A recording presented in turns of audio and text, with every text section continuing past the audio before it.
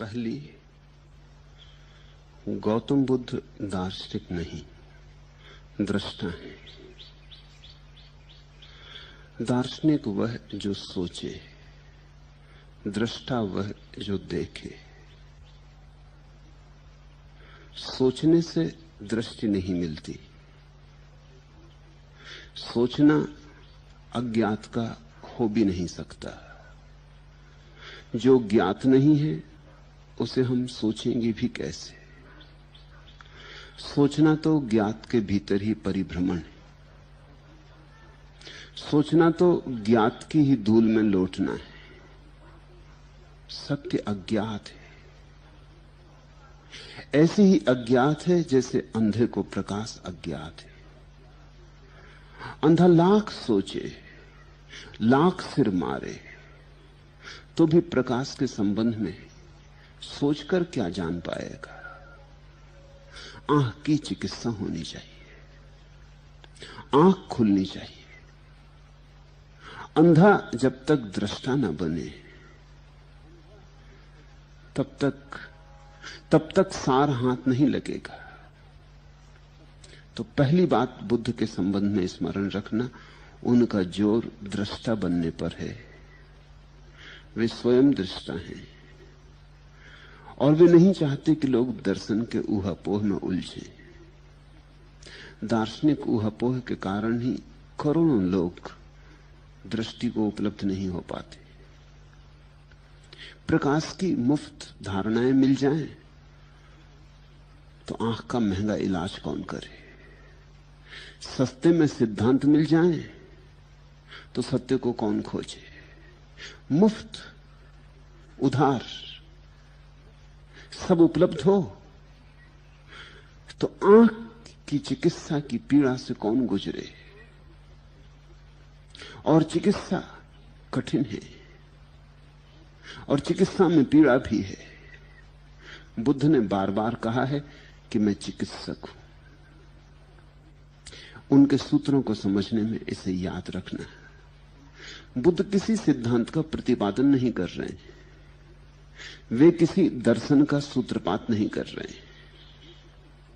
वे केवल उन लोगों को बुला रहे हैं जो अंधे हैं और जिनके भीतर प्रकाश को देखने की प्यास है। और जब लोग बुद्ध के पास गए तो बुद्ध ने उन्हें कुछ शब्द नहीं पकड़ाए। बुद्ध ने उन्हें ध्यान की तरफ इंगित और इशारा किया, क्योंकि ध्यान से खुलती है आंख, ध्यान से खुलती है भीतर की आंख।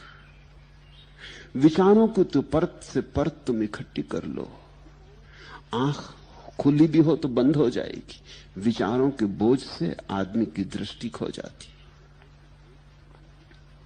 जितने विचार के पक्षपात गहन हो जाते हैं उतना ही देखना असंभव हो जाता है। फिर तुम वही देखने लगते हो जो तुम्हारी दृष्टि होती। फिर तुम वह नहीं देखते जो है। जो है उसे देखना हो तो सब दृष्टियों से मुक्त हो जाना जरूरी। इस विरोधाभास को ख्याल में लेना। दृष्टि पाने के लिए सब दृष्टियों से मुक्त हो जाना जरूरी है। जिसकी कोई भी दृष्टि नहीं, जिसका कोई दर्शन शास्त्र नहीं, वही सत्य को देखने में समर्थ हो पाता है। दूसरी बात, गौतम बुद्ध पारंपरिक नहीं, मौलिक है। गौतम बुद्ध किसी परंपरा, किसी लीक को नहीं पीटते हैं। वे ऐसा नहीं कहते हैं कि अतीत के ऋषियों ने ऐसा कहा था इसलिए मान लो। वे ऐसा नहीं कहते हैं कि वेद में ऐसा लिखा है इसलिए मान लो।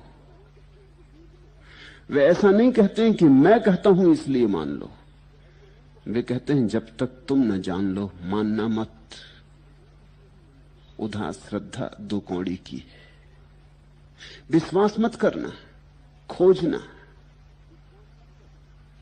अपने जीवन को खोज में लगाना। मानने में जरा भी शक्ति व्यय मत करना, अन्यथा मानने में ही फांसी लग जाएगी। मान मान कर ही लोग भटक गए। तो बुद्ध ना तो परंपरा की दुहाई देते, न वेद की। न वे कहते हैं कि हम जो कहते हैं वो ठीक होना ही चाहिए। वे इतना ही कहते हैं, ऐसा मैंने देखा। इसे मानने की जरूरत नहीं है। इसको अगर परिकल्पना की तरह ही स्वीकार कर लो तो काफी। परिकल्पना का अर्थ होता है हाइपोथेसिस। जैसे कि मैंने तुमसे कहा कि भीतर आओ, भवन में दिया जल रहा है, तो मैं तुमसे कहता हूं कि मानने की जरूरत नहीं कि भवन में दिया जल रहा है। इसको विश्वास करने की जरूरत नहीं, इस पर किसी तरह की श्रद्धा लाने की जरूरत नहीं। तुम मेरे साथ आओ और दिए को जलता देख लो। दिया जल रहा है तो तुम मानो या न मानो, दिया जल रहा है। और दिया जल रहा है तो तुम मानते हुए आओ कि न मानते हुए आओ, दिया जलता ही रहेगा। तुम्हारे न मानने से दिया बुझेगा नहीं, तुम्हारे मानने से जलेगा नहीं। इसलिए बुद्ध कहते हैं तुम सिर्फ मेरा निमंत्रण स्वीकार करो। इस भवन में दिया जला है, तुम भीतर आओ, और ये भवन तुम्हारा ही है, ये तुम्हारी ही अंतरात्मा का भवन। तुम भीतर आओ और दिए को जलता देख लो। देख लो फिर मानना। और ख्याल रहे, जब देख ही लिया तो मानने की कोई जरूरत नहीं रह जाती। हम जो देख लेते हैं उसे थोड़ी मानते, हम तो जो नहीं देखते उसी को मानते। तुम पत्थर पहाड़ को तो नहीं मानते, परमात्मा को मानते हो। तुम सूरज चांद तारों को तो नहीं मानते, वे तो हैं। तुम स्वर्ग लोक मोक्ष नरक को मानते हो। जो नहीं दिखाई पड़ता उसको हम मानते हैं, जो दिखाई पड़ता उसको तो मानने की जरूरत ही नहीं रह जाती, उसका यथार्थ तो प्रकट है। तो बुद्ध कहते हैं मेरी बात पर भरोसा लाने की जरूरत नहीं, इतना ही काफी है कि तुम मेरा निमंत्रण स्वीकार कर लो। इतना पर्याप्त है। इसको वैज्ञानिक कहते हैं हाइपोथेसिस, परिकल्पना। एक वैज्ञानिक कहता है 100 डिग्री तक पानी गर्म करने से पानी भाप बन जाता है। मानने की कोई जरूरत नहीं। चूल्हा तुम्हारे घर है, जल उपलब्ध है, आग उपलब्ध है, चढ़ा दो चूल्हे पर जल को, परीक्षण कर लो। परीक्षण करने के लिए जो बात मानी गई है वो परिकल्पना, अभी स्वीकार नहीं कर ली है कि ये सत्य है। लेकिन एक आदमी कहता है शायद सत्य हो, शायद असत्य हो, प्रयोग करके देख लें, प्रयोग ही सिद्ध करेगा सत्य है या नहीं। तो बुद्ध पारंपरिक नहीं, मौलिक है। विचार की परंपरा होती है, दृष्टि की मौलिकता होती है। विचार अतीत के होते हैं, दृष्टि वर्तमान में होती है। विचार दूसरों के होते हैं, दृष्टि अपनी होती है। तीसरी बात, गौतम बुद्ध शास्त्री नहीं है, पंडित नहीं है, वैज्ञानिक है। बुद्ध ने धर्म को पहली दफे वैज्ञानिक प्रतिष्ठा दी। बुद्ध ने पहली दफे धर्म को विज्ञान के सिंहासन पर विराजमान किया। इसके पहले तक धर्म अंधविश्वास था, बुद्ध ने उसे बड़ी गरिमा दी। बुद्ध ने कहा अंधविश्वास की जरूरत ही नहीं, धर्म तो जीवन का परम सत्य है। एस धम्मो सनातनो, यह धर्म तो शाश्वत और सनातन है। तुम जब आंख खोलोगे तब इसे देख लोगे। इसलिए बुद्ध ने यह नहीं कहा कि नरक के भय के कारण मानो, और यह भी नहीं कहा कि स्वर्ग के लोभ के कारण मानो, और इसलिए भी नहीं कहा कि परमात्मा सताएगा अगर न माना और परमात्मा पुरस्कार देगा अगर माना। नहीं, ये सब व्यर्थ की बातें बुद्ध ने नहीं कही। बुद्ध ने तो सार सूत्र कहा। बुद्ध ने तो कहा यह धर्म तुम्हारा स्वभाव है, ये तुम्हारे भीतर बह रहा है, अहिर्निश बह रहा है। इसे खोजने के लिए आकाश में आंखें उठाने की जरूरत नहीं है, इसे खोजने के लिए भीतर जरा सी तलाश करने की जरूरत है। ये तुम हो, ये तुम्हारी नियति है, तुम्हारा स्वभाव है। एक क्षण को भी तुमने इसे खोया नहीं, सिर्फ विस्मरण हुआ है।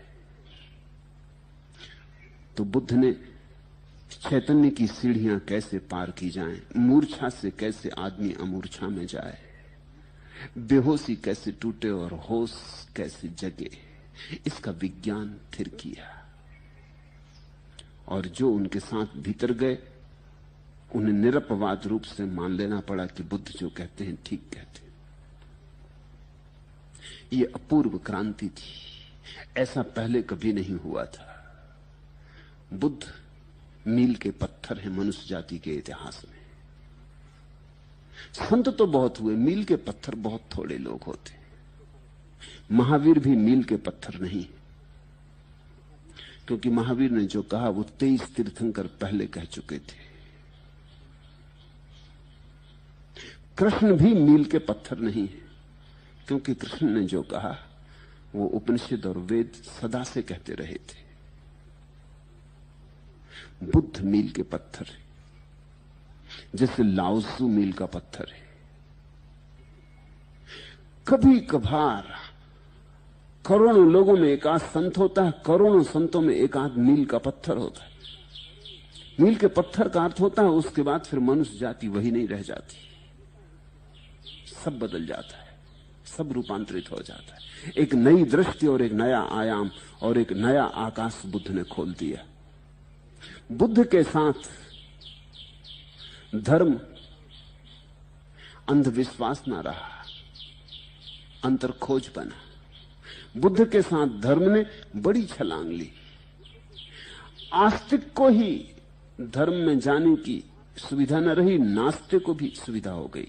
ईश्वर को नहीं मानते, कोई हर्ज नहीं, बुद्ध कहते नहीं कि मानना जरूरी है। कुछ भी नहीं मानते, बुद्ध कहते हैं तो भी कोई चिंता की बात नहीं, कुछ मानने की जरूरत ही नहीं। बिना कुछ माने अपने भीतर तो जा सकते हो। भीतर जाने के लिए मानने की आवश्यकता क्या है? ना तो ईश्वर को मानना है, ना आत्मा को मानना है, ना स्वर्ग नरक को मानना है। इसे तो नास्तिक भी इंकार ना कर सकेगा कि मेरा भीतर है। इसे तो नास्तिकों ने भी नहीं कहा है कि भीतर नहीं है, भीतर तो है ही। नास्तिक कहते हैं ये भीतर शाश्वत नहीं है, बुद्ध कहते हैं फिक्र छोड़ो, पहले ये जितना है उसे जान लो। उसी जानने से अगर शाश्वत का दर्शन हो जाए तो फिर मानने की जरूरत ना होगी, तुम मान ही लोगे। बुद्ध ने नास्तिकों को धार्मिक बनाने का महत् कार्य पूरा किया। इसलिए बुद्ध के पास जो लोग आकर्षित हुए बड़े बुद्धिमान लोग थे। आमतौर से धार्मिक साधु संतों के पास बुद्धिहीन लोग इकट्ठे होते, जड़, मूर्छित, मुर्दा। बुद्ध ने मनुष्य जाति की जो श्रेष्ठतम संभावनाएं हैं उनको आकर्षित किया। बुद्ध के पास नवनीत इकट्ठा हुआ चैतन्य का। ऐसे लोग इकट्ठे हुए जो और किसी तरह तो धर्म को मान ही नहीं सकते थे। उनके पास प्रज्वलित तर्क था। इसलिए बुद्ध दार्शनिक नहीं है, लेकिन बुद्ध के पास इस देश के सबसे बड़े से बड़े दार्शनिक इकट्ठे हो गए। बुद्ध अकेले एक व्यक्ति के पीछे इतना दर्शन शास्त्र पैदा हुआ जितना मनुष्य जाति के इतिहास में किसी दूसरे व्यक्ति के पीछे नहीं हुआ।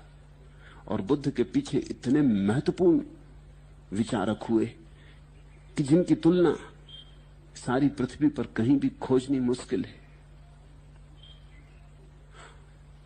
कैसे यह घटित हुआ? बुद्ध ने महानास्तिकों को आकर्षित किया। आस्तिक को बुला लेना मंदिर में तो कोई खास बात नहीं, नास्तिक को बुला लेने में कुछ खास बात है। बुद्ध वैज्ञानिक है, इसलिए नास्तिक भी उत्सुक हुआ। विज्ञान को तो नास्तिक ठुकरा ना सकेगा। बुद्ध ने कहा संदेह है, चलो संदेह की ही सीढ़ी बनाएंगे। संदेह से और शुभ क्या हो सकता है? संदेह के पत्थर को सीढ़ी बना लेंगे। संदेह से ही तो खोज होती है, इसलिए संदेह को फेंको मत। इस बात को समझना, जिसके पास जितनी विराट दृष्टि होती है उतना ही वो हर चीज का उपयोग कर लेना चाहता है। सिर्फ क्षुद्र दृष्टि के लोग काटते। क्षुद्र दृष्टि का आदमी कहेगा संदेह नहीं चाहिए, श्रद्धा चाहिए, काटो संदेह को। लेकिन संदेह तुम्हारा जीवंत अंग है, काटोगे तो तुम अपंग हो जाओगे। संदेह का रूपांतरण होना चाहिए, खंडन नहीं। संदेह ही श्रद्धा बन जाए ऐसी कोई प्रक्रिया होनी चाहिए। कोई कहता है काटो काम वासना को, लेकिन काटने से तो तुम अपंग हो जाओगे। कुछ ऐसा होना चाहिए कि काम वासना राम की वासना बन जाए। ऊर्जा का अधोगमन ऊर्ध्व कि तुम्हारे कंकड़ पत्थर भी हीरो में रूपांतरित हो जाएं। कुछ ऐसा होना चाहिए कि तुम्हारे जीवन की कीचड़ कमल बन सके। बुद्ध ने वह कीमिया दी। चौथी बात, गौतम बुद्ध वायवी एब्स्ट्रैक्ट नहीं, अत्यंत व्यवहारिक। ऊंचे से ऊंची छलांग ली है उन्होंने, लेकिन पृथ्वी को कभी नहीं छोड़ा। जड़ें जमीन में जमाए रखी। वो सिर्फ हवा में ही पंख नहीं मारते रहे। एक बहुत प्राचीन कथा है कि ब्रह्मा ने जब सृष्टि बनाई और सब चीजें बनाई, तभी उसने यथार्थ और स्वप्न भी बनाया। बनते ही झगड़ा शुरू हो गया। यथार्थ और स्वप्न का तो झगड़ा प्राचीन है, पहले दिन ही झगड़ा शुरू हो गया। यथार्थ ने कहा मैं श्रेष्ठ हूं, स्वप्न ने कहा मैं श्रेष्ठ हूं, तुझ में रखा क्या है। झगड़ा यहां तक बढ़ गया कि कौन महत्वपूर्ण है दोनों में, कि दोनों झगड़ते हुए ब्रह्मा के पास गए। ब्रह्मा हंसे और उन्होंने कहा ऐसा करो, सिद्ध हो जाएगा प्रयोग से, तुम में से जो भी जमीन पर पैर गड़ाए रहे और आकाश को छूने में समर्थ हो जाए, वही श्रेष्ठ है। दोनों लग गए। स्वप्न ने तो तत्क्षण आकाश छू लिया, देर न लगी, लेकिन पैर उसके जमीन तक न पहुंच सके, टंग गया आकाश में। हाथ तो लग गए आकाश से, लेकिन पैर जमीन से न लगे। स्वप्न के पैर होते ही नहीं। यथार्थ जमीन में पैर गड़ा के खड़ा हो गया जैसे कि कोई वृक्ष हो, लेकिन ठूंठ की तरह आकाश तक उसके हाथ न पहुंचे। ब्रह्मा ने कहा समझे कुछ? स्वप्न अकेला आकाश में अटक जाता है, यथार्थ अकेला जमीन पर भटक जाता है। कुछ ऐसा चाहिए कि स्वप्न और यथार्थ का मेल हो जाए। तो बुद्ध वायवी नहीं, लेकिन इसका यह अर्थ नहीं कि उन्होंने आकाश नहीं छुआ। उन्होंने आकाश छुआ, लेकिन यथार्थ के आधार पर छुआ। इस फर्क को समझना। बुद्ध ने अपने पैर तो जमीन पर रोके, बुद्ध ने यथार्थ को तो जरा भी नहीं भुलाया। यथार्थ में बुनियाद रखी, भवन उठा, मंदिर ऊंचा उठा, मंदिर पर स्वर्ण कलश चढ़े, लेकिन मंदिर के स्वर्ण कलश टिकते तो जमीन में छिपे हुए पत्थरों पर, भूमि के भीतर छिपे हुए बुनियाद के पत्थरों पर टिकते। बुद्ध ने एक मंदिर बनाया जिसमें बुनियाद भी है और शिखर भी। बहुत लोग हैं जिनको हम नास्तिक कहते, वो जमीन पर अटके रह जाते, वो ठूंठ की तरह है, यथार्थ का ठूंठ। मार्क्सवादी हैं या चारवाकवादी हैं, वो यथार्थ का ठूंठ। वो जमीन में तो पैर गड़ा लेते, लेकिन उनके भीतर आकाश तक उठने की कोई अभीप्सा नहीं है, आकाश तक उठने की कोई क्षमता नहीं। और चूंकि वो सपने को काट डालते हैं बिल्कुल, और कह देते हैं आदर्श है ही नहीं जगत में, बस यही सब कुछ है, मिट्टी ही सब कुछ है, उनके जीवन में कमल नहीं फूलता, कमल नहीं उठता, कमल का उपाय ही नहीं रह जाता। जिसको इंकार कर दिया आग्रहपूर्वक, उसका जन्म नहीं होता। और फिर दूसरी तरफ सिद्धांतवादी हैं, एब्स्ट्रैक्ट्स, वायवी विचारक हैं, वो आकाश में ही पर मारते रहते, वो कभी जमीन पर पैर नहीं रोकते, वो आदर्श में जीते, यथार्थ से उनका कभी कोई मिलन ही नहीं होता। उनकी आंखों में आकाश कुसुम खिलते हैं, असली कुसुम नहीं। बुद्ध स्वप्नवादी नहीं, परम व्यवहारिक है, लेकिन चारवाक जैसे व्यवहारवादी भी नहीं। उनका व्यवहारवाद अपने भीतर परम आदर्श की संभावना छिपाए हुए, लेकिन वे कहते हैं शुरू तो करना होगा जमीन पर पैर टेकने से। जिसके पैर जमीन में जितनी मजबूती से टिके, वो उतनी ही आसानी से आकाश को छूने में समर्थ हो पाएगा। मगर यात्रा तो शुरू करनी पड़ेगी जमीन में पैर टेकने से। इसलिए जब कोई बुद्ध के पास आता है और ईश्वर की बात पूछता है, वो कहते हैं व्यर्थ की बातें मत पूछो। अनेकों को तो लगा कि बुद्ध अनीश्वरवादी हैं, इसलिए ईश्वर के बाबत जवाब नहीं देते। ये बात सच नहीं। बुद्ध कहते हैं पहले जमीन तो गड़ा लो, पहले जमीन में तो पैर गड़ा लो, पहले ध्यान में तो उतरो, पहले अंतस चेतना में तो जड़ें फैला लो, पहले तुम जो हो उसको तो पहचान लो, फिर ये पीछे हो लेगा, ये अपने से हो लेगा। ये एक दिन अचानक हो जाता है।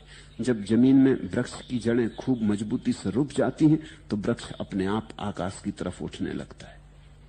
एक दिन आकाश में उठे वृक्ष में फूल भी खिलते हैं, वसंत भी आता है, मगर वो अपने से होता है। असली बात जड़ की है। तो बुद्ध बहुत गहरे में यथार्थवादी हैं, लेकिन उनका यथार्थ आदर्श को समाहित किए हुए, वो आदर्श समन्वित है यथार्थ में।